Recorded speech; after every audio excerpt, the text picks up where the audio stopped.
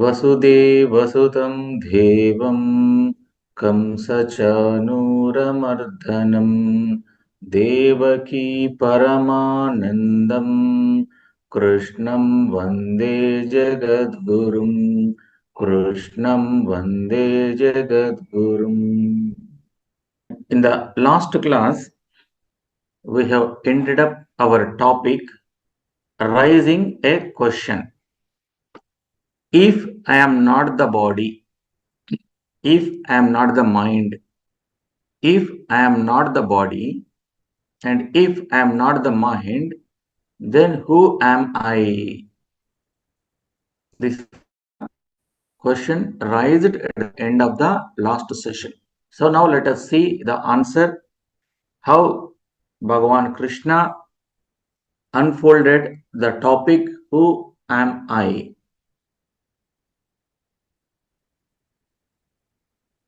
This who am I, that means what is my nature. If I am not the Sthula Sharira, if I am not the Sukshma Sharira, if I am not the Karana Sharira, if I am any one of the Pancha Koshas, I am bringing the Tattva Bodha also.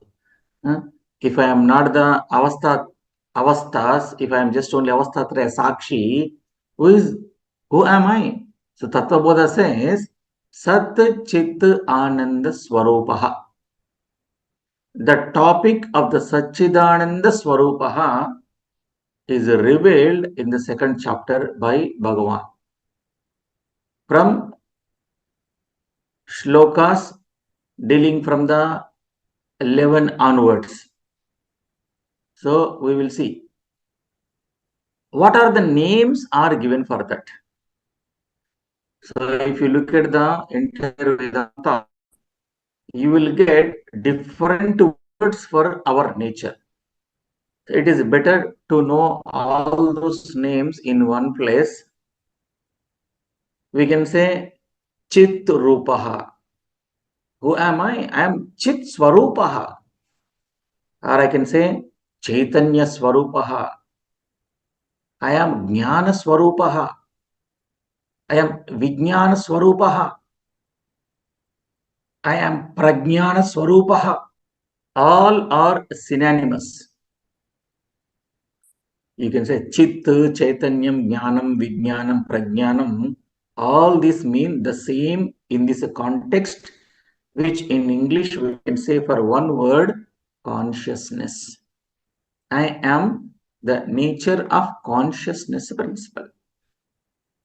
Okay, the topic is over. Is the topic is over really? No. One more question comes in our mind. What is a question, possible question which comes in our mind? By chance, if it came in your mind, the question is, what is exactly consciousness? What is this Chaitanyam? Bhagavan, you are telling that nature is a Chaitanyam, that consciousness, and you are giving the many synonymous names to it. Swarupam, Jnanam, Vijnanam, Prajnanam, etc. But what exactly the Chaitanya means? So another important point this is, so when you ask the question, what is this Chaitanyam? So before unfolding the topic of the Chaitanyam, let us understand the few points before we enter into the Bhagavan's Krishna's explanation from the Bhagavad Gita. Let us understand in simple words, then we will see. This consciousness is not part of this body. Point number one, remember, consciousness is not part of this body, nor product of this body. Neither part of the body nor product of the body. Neither part of this body, nor a product, product, product of this body, and not even a property of this body. That means this Chaitanyam is neither a part nor a product nor a property of this body. What is not, that we have discussed. Then next comes, then what is the Chaitanyam? Chaitanyam is an independent entity. Chaitanyam, which is an independent entity, pervades all over the body. Because people takes me means body mind sense complex. So hence we are saying this Chaitanyam is not the body mind sense complex. And the Chaitanyam is an independent entity. Without the body also Chaitanyam is there. Take the example, clay and pot. Without the pot, clay continuously exists. With the pot also clay exists.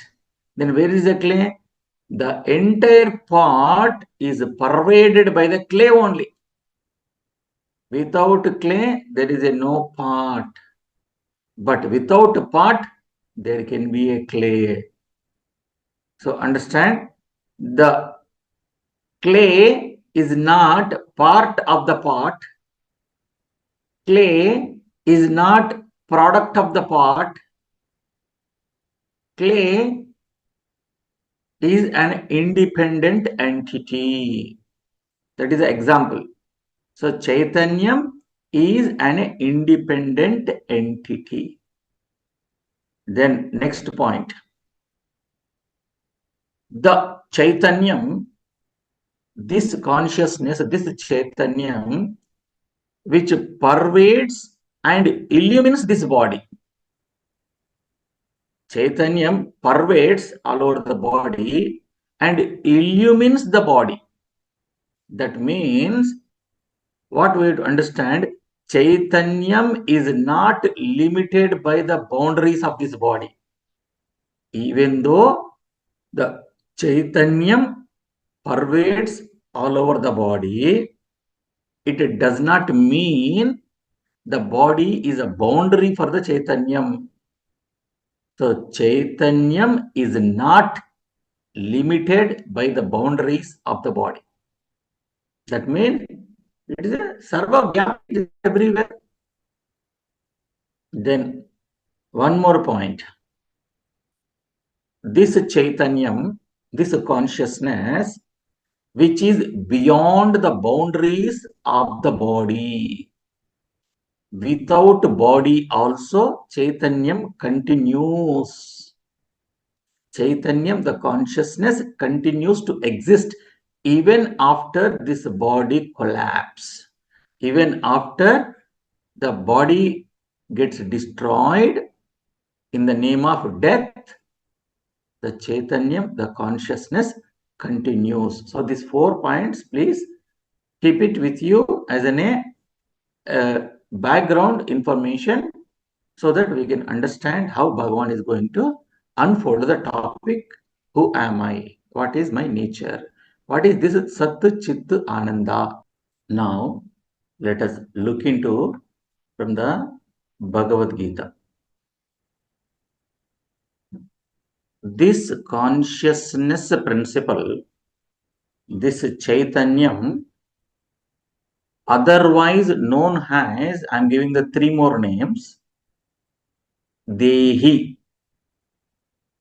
This Chaitanyam, this consciousness, otherwise known as Dehi. Dehi means that which is dwelling in the Deha is called Dehi. Another name, synonymous name, Deha is also called Sharira. So hence this Chaitanyam can be called Shariri. Shariri means that which is existing, dwelling in the Sharira is called Shariri.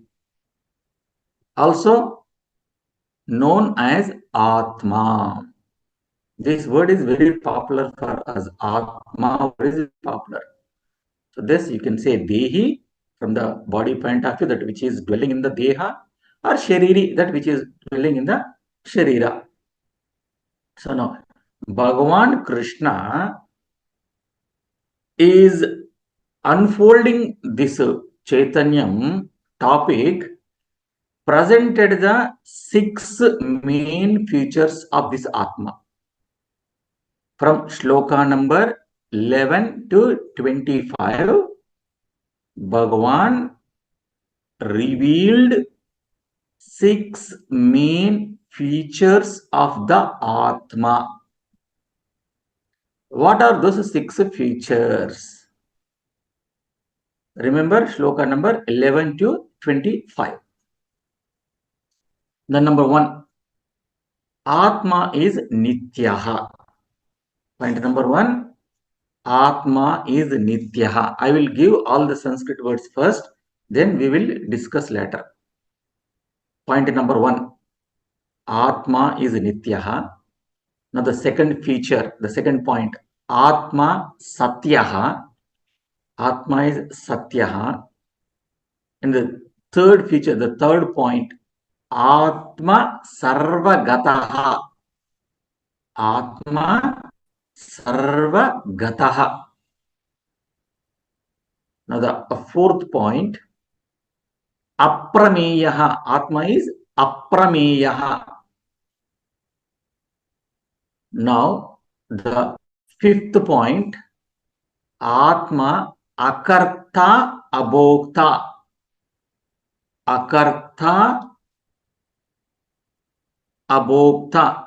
Akarta and Abhokta both comes under fifth. Now the sixth point, Atma Nirvikaraha. Atma is Nirvikaraha. So these are the 6 wonderful points revealed from shloka number 11 to 25.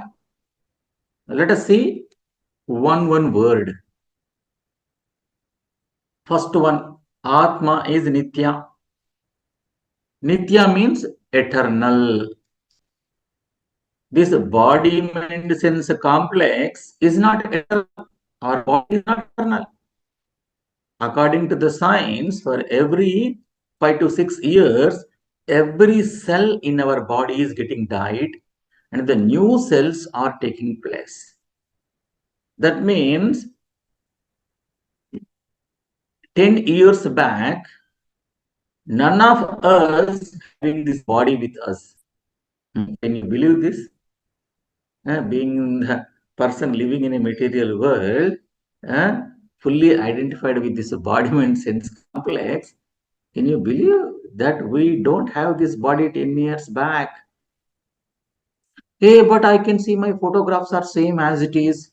Even, the people whom I met 10 years ago, now also when I see them, they are able to recognize me. How can you say that I don't have this body? That is what science says. The cells are dying, new cells are taking place. The body can be destroyed, but Atma is Nityaha, eternal. Because of that Atma only, this body is, people are able to recognize, you are able to talk, I am able to hear. So Atma is Nityaha, eternal. This Chaitanyam, this Atma Swarupam, this consciousness is eternal. Body may go, but Atma will be there. Example, pot can be destroyed, but not the clay. Now, second one. I said Atma Satyaha. All these are synonymous words only. If you understand, when you go into the deeper, all are revealing the same thing. Of course, Atma is only one, Chaitanya is the only one, even though you give the different names, but finally ends up with the only one thing only. So these are the synonymous words which helps us to establish ourselves in the jnana. That is the idea. So Atma Satyaha. You should remember the Tattva Bodha also a lot. Even though Tattva Bodha introduces the terminology, but very important text, the Tattva Bodha. What is Satyam means?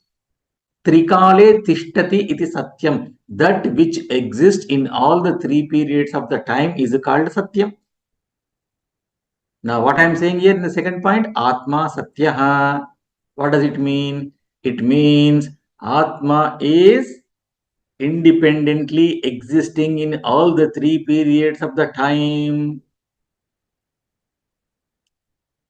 In fact, everything else is depending on the Atma. Your Stula Sharira, Sukshma Sharira, Karana Sharira, Panchakoshas, everything is depending on the Atma. Atma is not depending on them. Body is changing every 5 to 6 years. Cells are dying, new cells are coming. But this Chaitanyam, which is dwelling in this Shariram, the Dehi, the Shariri, is continuously there. Hence, it is called Satyaha. That is a second feature. And for that, the supporting shloka, we say from the Bhagavad Gita, shloka number 16, Shankaracharya elaborately writes the bhashyam on this shloka. Very elaborate. So, very important shloka number 16 to understand Atma Satya. Now, the third point. Now, the third point, Atma Sarvagataha. Sarvagataha. That means the consciousness is all pervading. It's like all pervading. We may not able to see through our naked eyes, but it is all pervading. Example, Wi-Fi, internet. In your home, these days, it is becoming common. People will have a router. That router may be having some cable connection, but from the router to your Pascano, your laptop, no connection. Can you say that there is no internet? I don't see any Wi-Fi, I don't see any internet, but it is there. This laptop is just becoming an instrument to manifest that Wi-Fi, that internet. Even when we say electricity, can you see the electricity in the wire, in the cable? You cannot see through your eyes.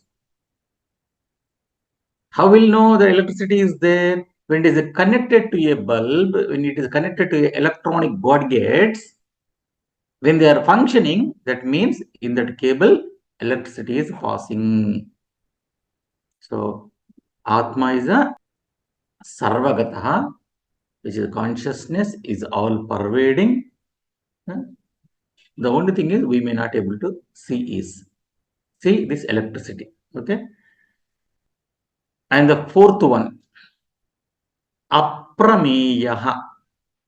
Aprameyaha. Beautiful name, beautiful word, Aprameyaha.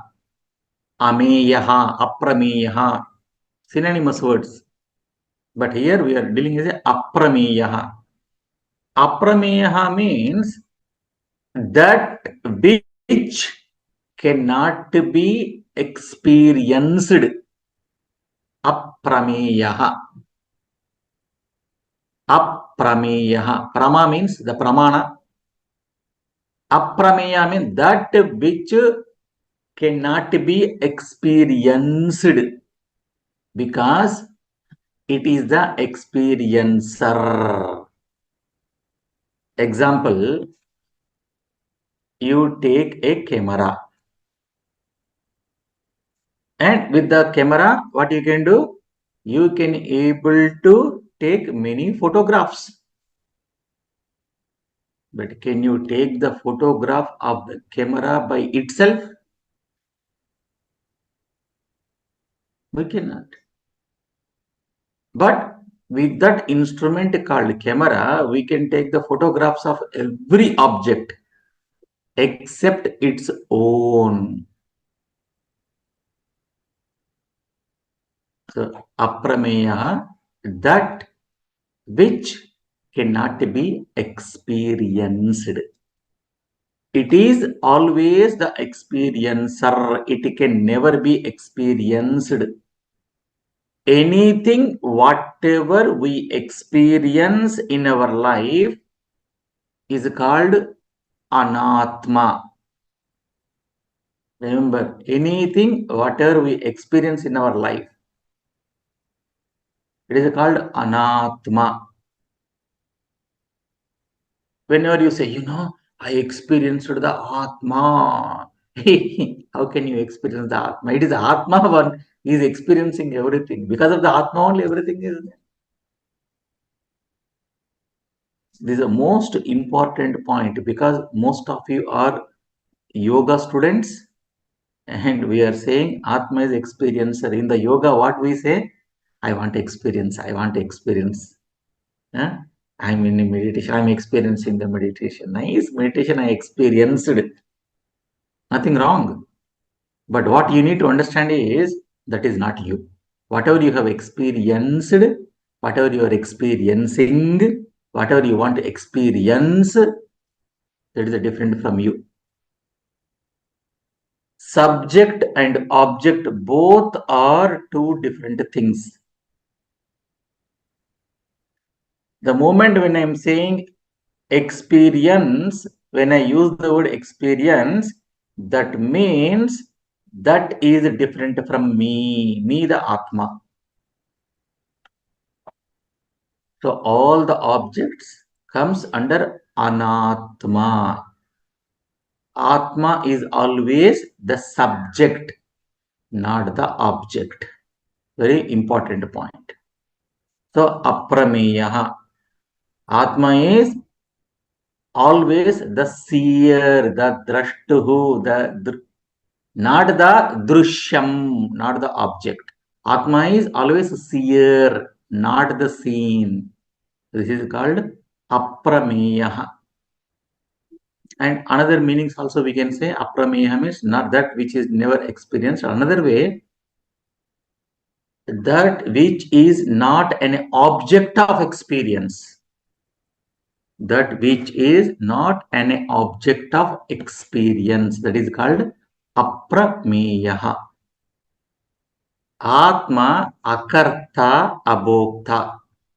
Just now you said Atma never experienced. It is a one has to be, it is the experiencer, never the experienced. We said the previously. So there may be a doubt in the mind. If you say Atma is the experiencer, that means it is a karta, it is a bhokta. Then only you can say experiencer. To negate that again, to understand that it is never experienced, it is the one who experiences everything, experiencer. But remember, Atma is akarta, Atma is abhokta. Very important, these 2 points. Otherwise, there is a possibility of understanding, thinking that Atma is a karta, because we said experience. So that means Atma akarta means Atma never does any action. There is no kartrutva bhavana. Certain words will be better to understand in the Sanskritam only. Karta means kartrutva bhavana, the doership. When I say akarta means in which there is no doership. Akarta means there is no doership. When there is no doership means never does any action. Atma never does any action. In the presence of Atma, everything takes place. Like in the presence of the electricity, refrigerator makes the things cold, a microwave makes the things warm, but electricity never claims, I am the karta to make the things cold. I am the karta to make the things warm. Electricity says, I am a karta. At the same time, abhokta. Abhokta means no connection with karma palam. Abhokta, no connection with the karma palam. Like electricity says, whether things may be cold, whether things may be warm, in refrigerator and microwave, I am not going to enjoy the coldness in the refrigerator. I am not going to enjoy the heat, the warmth in the microwave. In fact, this electricity neither get disturbed with the coldness nor get the disturbance with the warmness. That means no connection with karma phala. That means neither karma is there nor connection to the karma palam is there. So in that sense, please understand, Atma is akarta abhokta. Hope this is very clear to you. Huh? Neither a doer nor an enjoyer. I repeat one more time. Let us understand a simple words.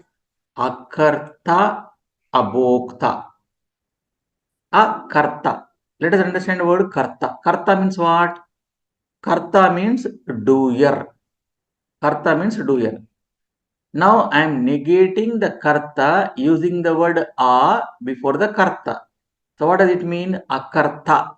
Akarta means not doer. That means it is not going to do any work by itself.